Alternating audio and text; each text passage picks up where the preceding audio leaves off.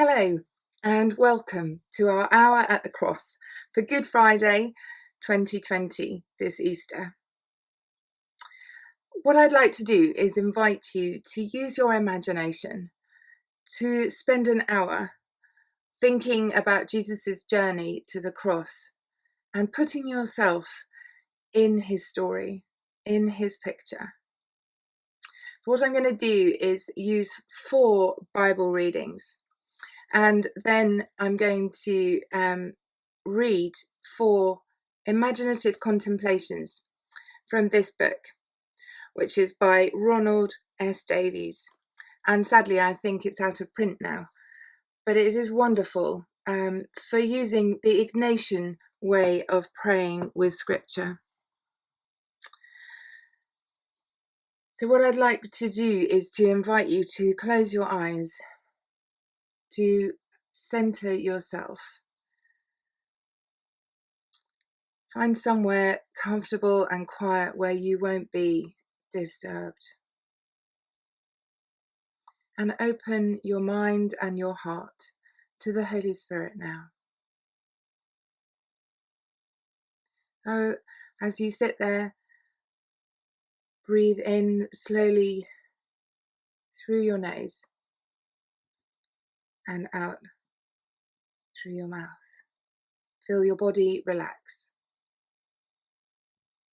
and center on Jesus.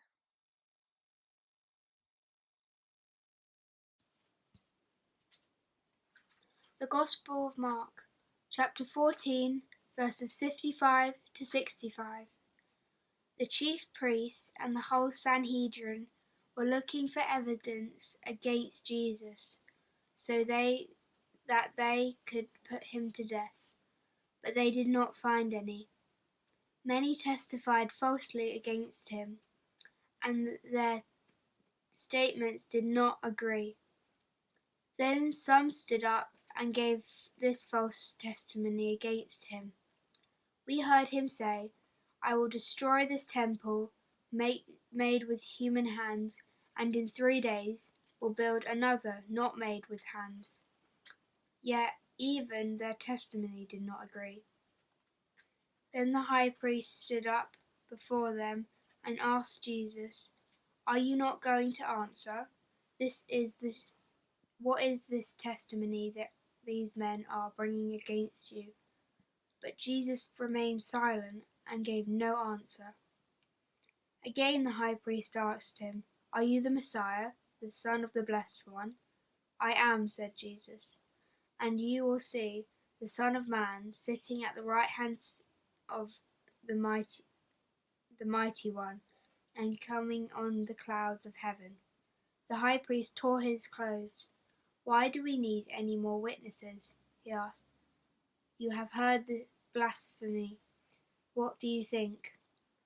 They all condemned him as worthy of death. Then some began to spit at him. They blindfolded him, struck him with their fists, and said, "Prophesy." And the guards took him and beat him.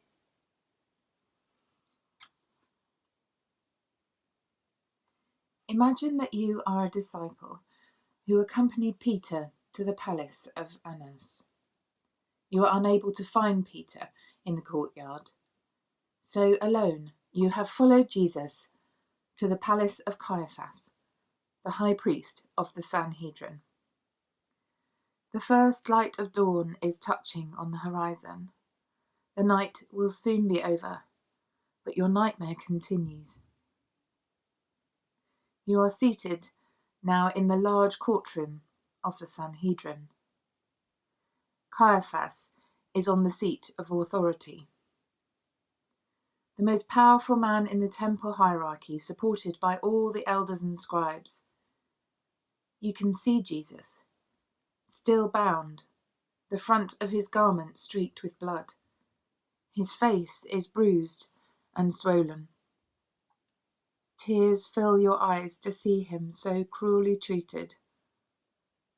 The whole Sanhedrin is eager to find evidence that will condemn Jesus. They want to destroy him. And now, at last, they have him in their power. You are powerless to save him. You can voice no support in his defense, but only watch and share his humiliation. There is no one to defend him. He stands completely alone. This body of clever men are finding it difficult to produce any conclusive evidence against Jesus. In desperation, they flagrantly ignore the law and bring in false witnesses. Some recall a statement Jesus made while speaking in the temple. We heard him say, "I'm going to destroy this temple made by human hands, and in 3 days build another, not made by hands."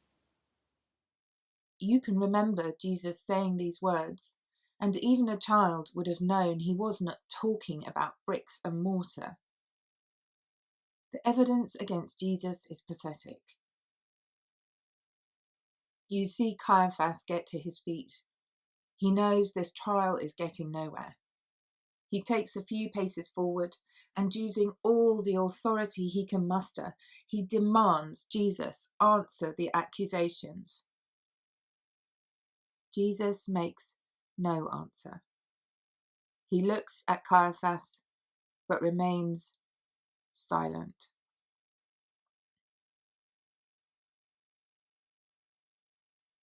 Caiaphas begins to look a bit defeated. His voice is lower, and in almost imploring tones he asks, "Are you the Christ, the Son of the Holy One?" Jesus looks into this man's sad eyes and replies, "I am, and you will see the Son of Man seated at the right hand of the power and coming with the clouds of heaven." The room falls silent. Caiaphas looks deeply into Jesus' eyes. He wants to believe him, but his pride won't let him. In his frustration, his hands grip his garment, and he tears open the front like a mourner at a funeral. This act signals the end of the matter. There will be no further discussion. He condemns Jesus. "What need of witnesses have we now? You heard the blasphemy. What is your finding?" The whole Sanhedrin knows what Caiaphas wants to hear, and all shout, "He deserves to die." There is uproar. Caiaphas returns to his seat and leaves the rabble of witnesses free to express their contempt by spitting on Jesus and repeating the game of blindfolding him, striking his face and asking him to play the prophet. Again, you witness the cruelty and humiliation Jesus is suffering at the hands of his enemies. This is a temple court. Never have witnesses and members of the public been allowed to abuse a prisoner in this barbaric manner. You despair of any justice now. Jesus is being thrown to the wolves. They want him dead, but they don't have the power to actually execute him. They will take him before Pilate and use everything in their ability to manipulate him to carry out their demands.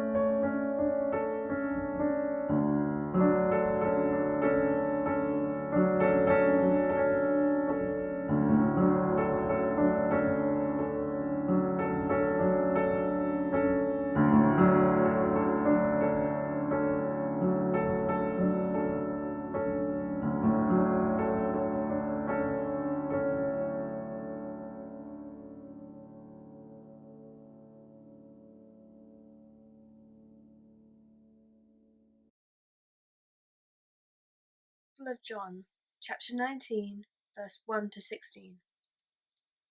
Then Pilate took Jesus and had him flogged. The soldiers twisted together a crown of thorns and put it on his head. They clothed him in a purple robe and went up to him again and again, saying, "Hail, King of the Jews!" And they slapped him in the face. Once more Pilate came out and said to the Jews gathered there, "Look, I am bringing him out to you to let you know that I find no basis for a charge against him." When Jesus came out, wearing the crown of thorns and the purple robe, Pilate said to them, "Here is the man." As soon as the chief priests and their officials saw him, they shouted, "Crucify, crucify." But Pilate answered, "You take him and crucify him. As for me, I find no basis for a charge against him." The Jewish leaders insisted, "We have a law, and according to that law he must die, because he claimed to be the Son of God." When Pilate heard this, he was even more afraid, and he went back inside the palace. "Where do you come from?" he asked Jesus. But Jesus gave him no answer. "Do you refuse to speak to me?" Pilate said. "Don't you realize I have power, either to free you or to crucify you?" Jesus answered, "You would have no power over me if it were not given to you from above. Therefore, the one who handed me over to you is guilty of a greater sin." From then on, Pilate tried to set Jesus free, but the Jewish leaders kept shouting, "If you let this man go, you are no friend of Caesar. Anyone who claims to be a king opposes Caesar." When Pilate heard this, he brought Jesus out and sat down on the judge's seat at a place known as the Stone Pavement, which in Aramaic is called Gabbatha. It was the day of preparation of the Passover. It was about noon. "Here is your king," Pilate said to the Jews. But they shouted, "Take him away! Take him away! Crucify him!" "Shall I crucify your king?" Pilate asked. "We have no king but Caesar," the chief priests answered. Finally, Pilate handed him over to them to be crucified. So the soldiers took charge of Jesus. What happened next was related to you by the Roman guard. He told you that after Pilate took Jesus away, he had him scourged, a milder form of punishment compared to a Roman flogging from which a man hardly survived. He told you that Jesus had been stripped to the waist and spread-eagled on a bench. The scourging had been sharp but brief. Pilate's leniency was a result of his uncertainty about the case presented to him. Because Jesus was only a Jew, in the soldiers' eyes they felt free to have some fun with him. They all knew about the talk of him being a king, so they cut some twigs off a thorn bush growing in the courtyard. They used gladiators' gauntlets to twist the thorns into a wreath, and then they pressed it onto Jesus' head. The guard told you how even he felt the pain as the inch-long thorns pierced his scalp and forehead, a mesh of needles deep under his skin. To complete their fun, they put a purple robe on him, repeating Herod's joke with Pilate. Now he was their king, but a king that they could abuse. "Hail, King of the Jews," they would say with mock respect, and then slap his face with enough force to draw blood again. You've heard enough, and now you are with the restless crowd who want to know what Pilate is doing with Jesus inside the fortress. Pilate appears and silence falls. "Where is he?" they all shout. "Look," says Pilate, "I am going to bring him out to you, to let you see that I find no case." Two guards escort Jesus out into the full view of the crowd. There is a gasp of surprise and laughter as well as they see Jesus standing dressed in purple, blood streaming down from a crown of thorns on his head. They can see now what Pilate intended. He finds no case against this man. He is an impotent pretender. Humiliation and scourging should be enough punishment. Here is the man, said Pilate, not a king, not the Son of God, just a man. This is surely enough punishment for him. Pilate is stunned when even this fails to satisfy the crowd. The chief priests lead the crowd. With one voice they all shout, "Crucify him! Crucify him!" Pilate is frightened and exasperated. He screams at the howling crowd, "Take him yourselves and crucify him. I can find no case against him." Why, you wonder, does he say that? He knows that they do not have the power to crucify anyone. Yes, they are ready to, but unable to crucify him, even though their law clearly dictates death to anyone who claims to be the Son of God.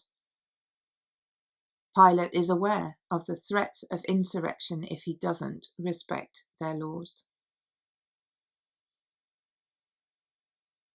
He is beginning to panic. He is failing in his role as governor. He orders the guards to bring Jesus to the praetorium for him to have a final, private interrogation. "Where do you come from?"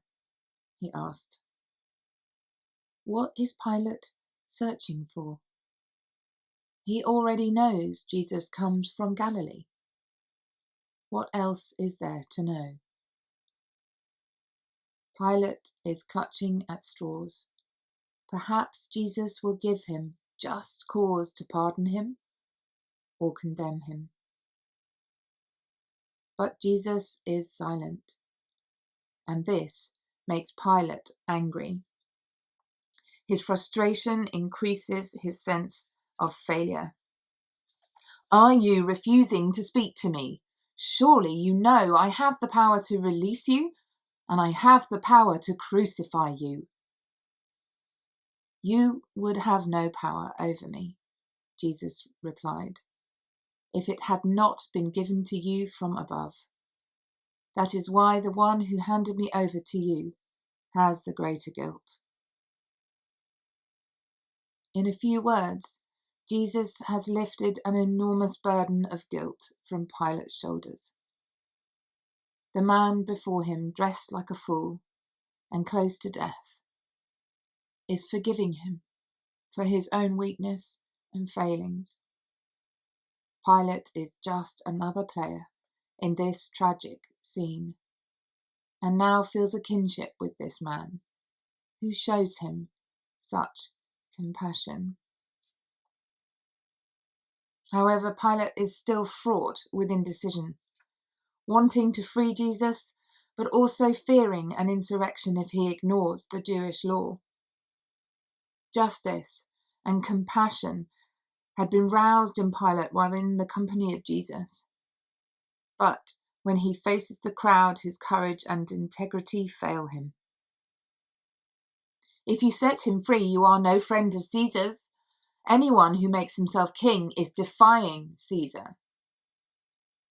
Pilate hears again the absurd, unfounded accusation. In exasperation, Pilate orders the guards to bring Jesus out for the crowd to see the man they accuse, and then seats himself on the judgment seat. He must use his authority and act as governor. "Here is your king," says Pilate, meaning them to see the helpless figure that they accuse. "Take him away! Take him away!" For them, the trial is over. They just want him to die.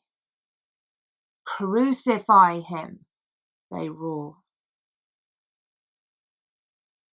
Through talking to Jesus, Pilate was beginning to see Jesus as king of a spiritual world, and unwisely challenges the crowd once more, using the provocative title. Do you want me to crucify your king?" There is silence. The chief priest steps forward and they confront Pilate. In the silence you look at Jesus, standing near Pilate, still dressed in purple.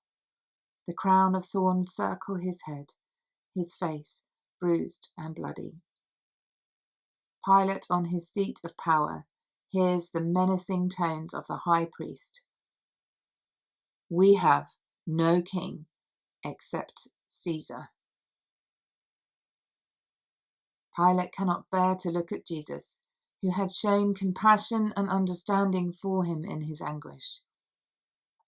With his head in his hands and in a broken voice, he orders the guard to take Jesus away and prepare him for execution. Pilate knows now he is beaten. He cannot save Jesus, and quickly leaves the court.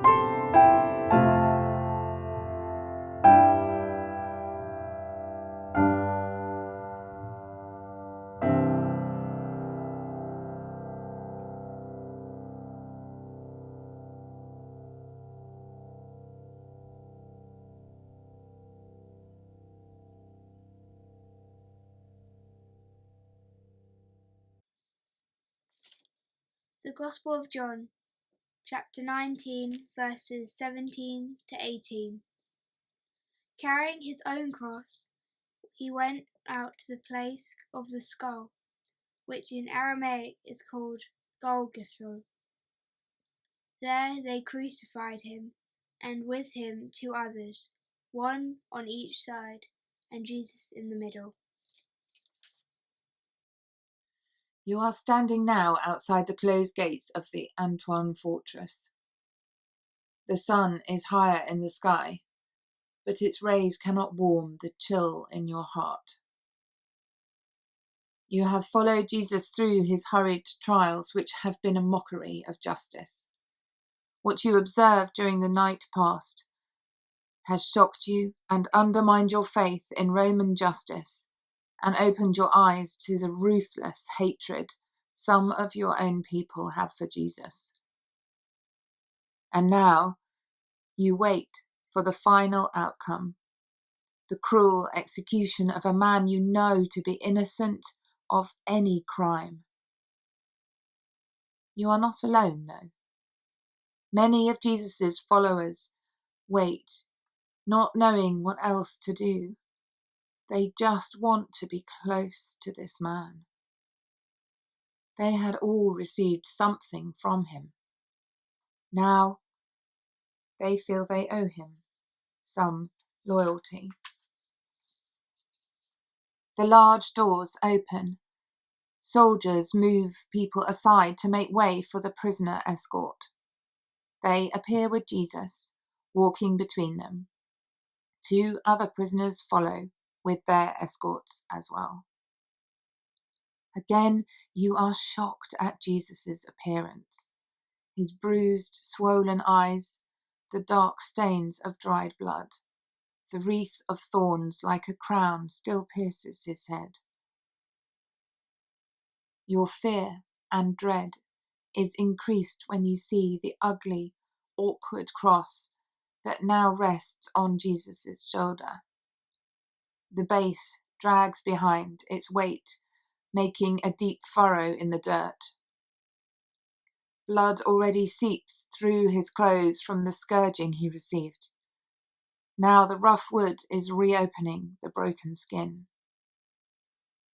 Soldiers clear the way as you follow alongside Jesus through the narrow streets.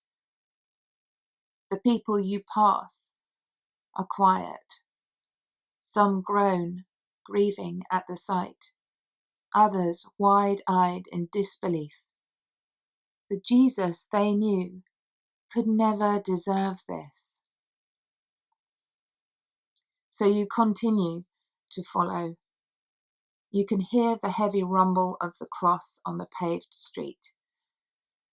There is then a crash and a cry from the crowd. You see Jesus has fallen and is on his knees, the cross weighing him down, and he hasn't the strength to stand. The centurion sees that he is too weak to continue. You stand close by and he orders you to take the weight of the cross from Jesus' shoulders. This moment will remain with you for the rest of your life. At last, you can be of service to Jesus in this awful suffering he is enduring. You not only lift the cross, but you place it on your own shoulder and wait for Jesus to stand up. The centurion shrugs his armoured shoulders. If this will help him carry out his orders, so be it. He orders the execution party to move forward.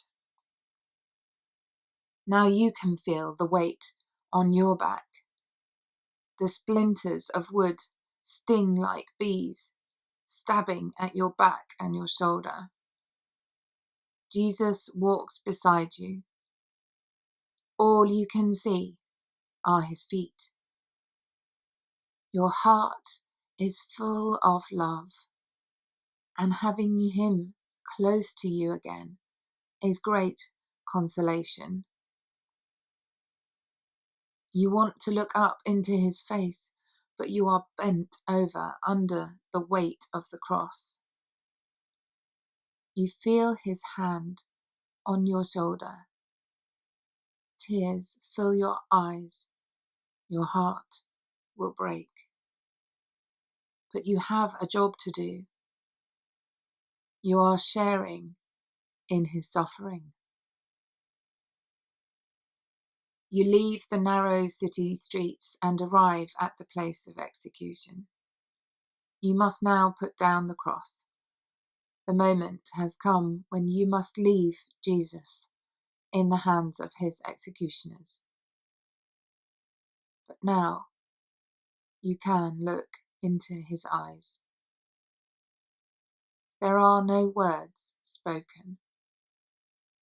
Your eyes tell of your grief.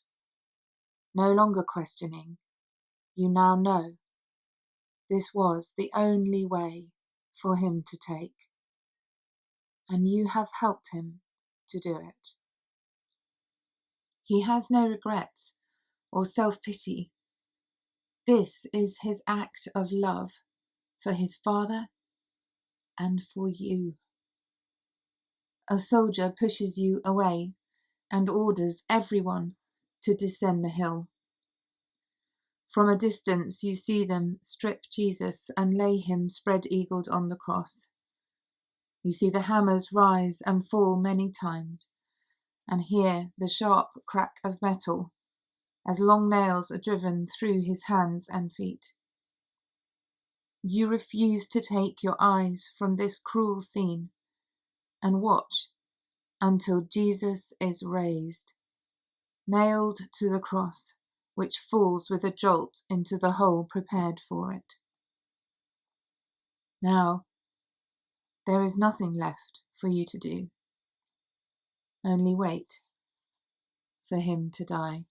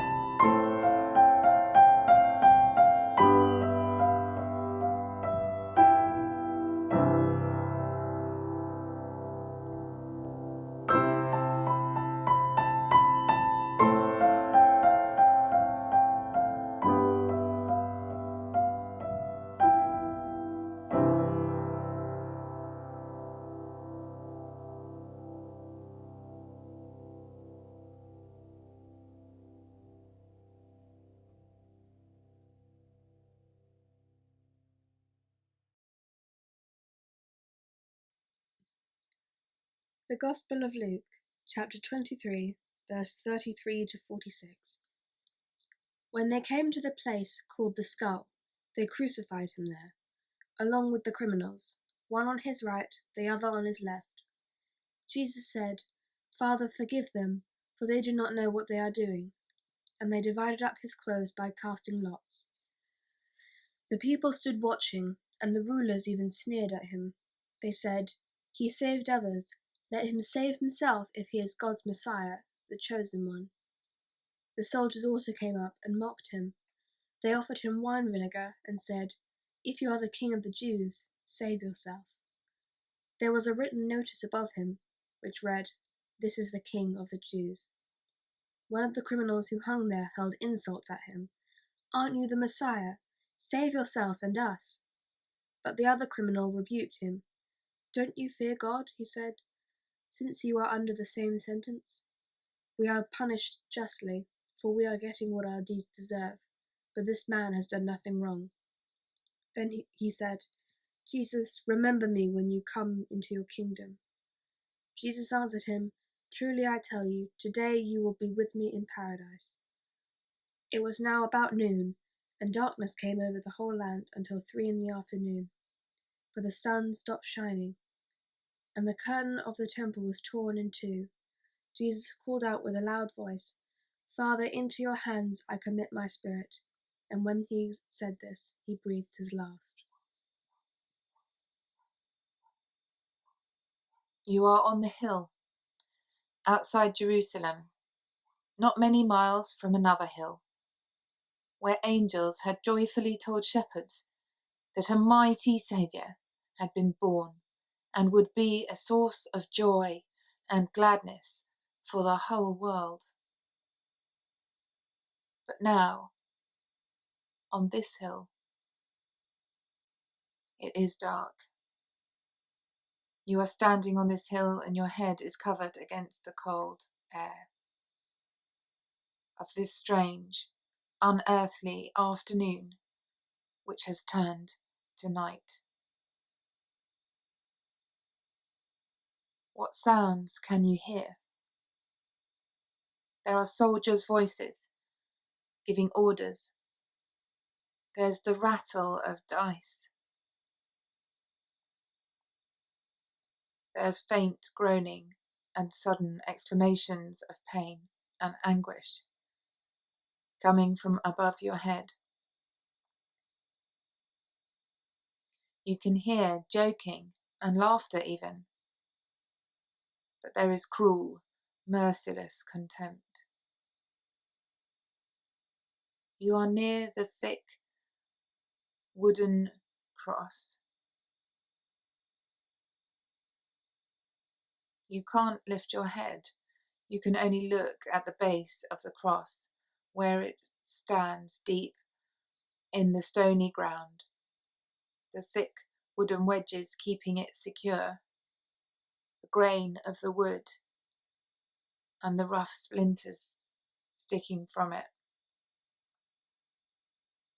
Your eyes are caught by a drop of scarlet blood as it splashes on the stones by your feet. And you slowly raise your eyes to look up at the cross before you, and you see the pale, bruised, blood-stained body of Jesus hanging there. He is struggling to breathe. He pushes upwards to allow his chest to expand, the only way he can get air. You look at his feet. They are dirty, grazed, fixed to the wood by a huge iron nail driven through both feet and deep into the wood. And the holes grow bigger as he pushes the weight of his body upwards on them.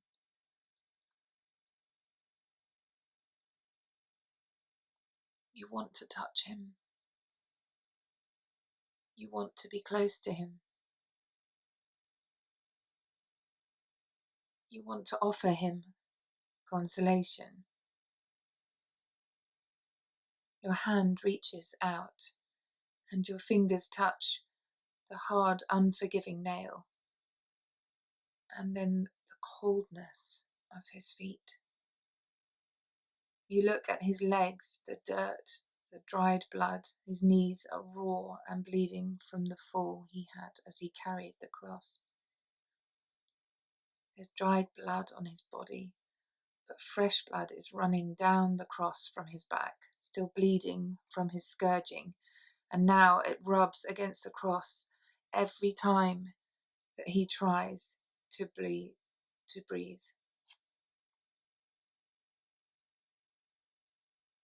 Your eyes look higher, and there is the sign above him, which reads, King of the Jews. Yes, you did think he was the long-awaited King, the Messiah. You see his grey, bloodless face. His agony makes him groan deep in his chest. Beads of sweat sit on his brow and upper lip. There's dried blood on his face. His eyes are swollen and bruised black from the soldiers' guessing games. His hair is wet with sweat and blood. Thorns like long needles cover his head. You see how they pierce the skin on his forehead. Blood has run into his eyes and down his neck.